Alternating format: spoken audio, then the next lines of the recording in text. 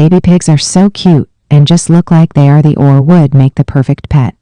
And they are, for the right people, but they are not the pet for everyone. Babies grow up, they root, and can become destructive if not given the proper stimuli to entertain themselves or others. No pet is maintenance-free, and all will from time to time require a specialized veterinarian to treat them. If you have HOA regulations, you are likely not allowed to have a pet pig, and you should be aware that pigs can live up to 25 plus years of age. Here is a story from a new pet pig parent. Last year, my husband and I decided we wanted to get a pot-bellied pig. I've always wanted one, and he agreed to let me have one, or so I thought.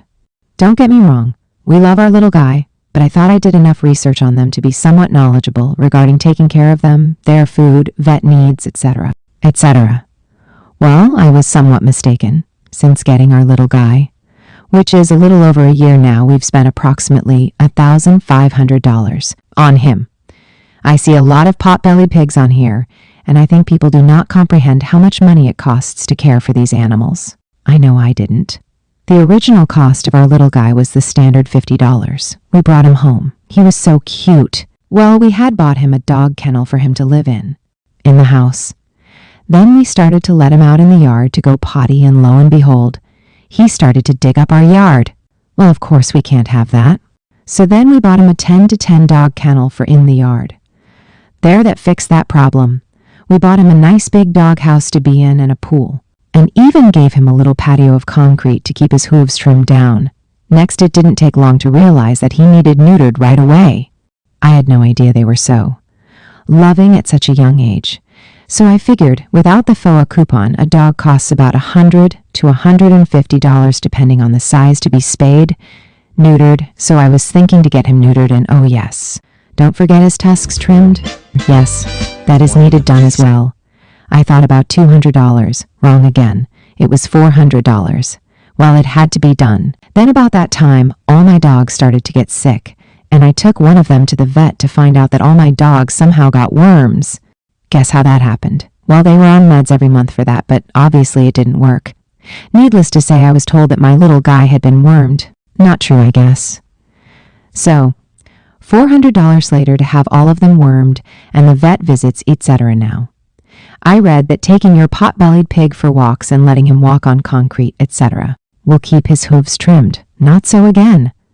I tried to get him to let me work with his feet, and that, of course, was not happening. So back to the vet for his pedicure. $128 for that.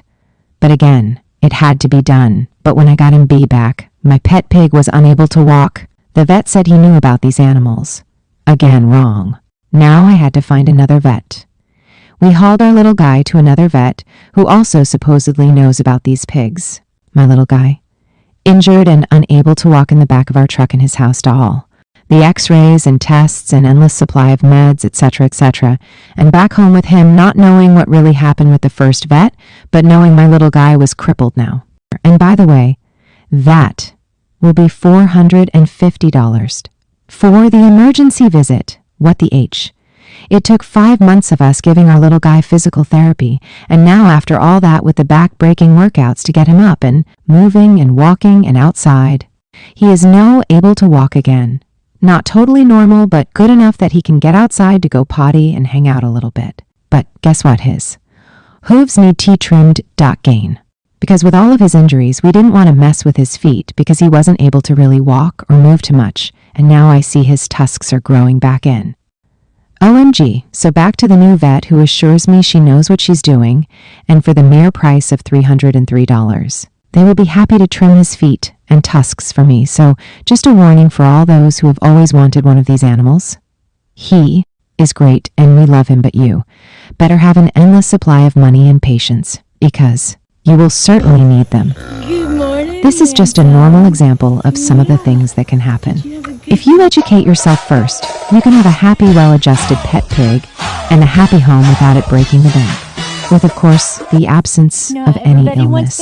And remember that just like humans, our pigs, dogs, and other types of animals age, and with the aging process comes changes to our bodies as well as those of our pets.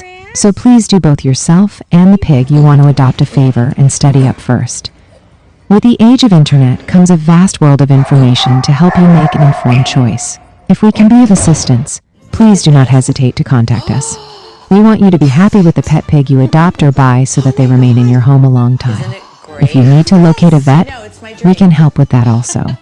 For more information, please visit North American Pet Pig Association. Pigs as pets, pig education, care of pigs, preserving pigs, protecting pigs, pet pigs,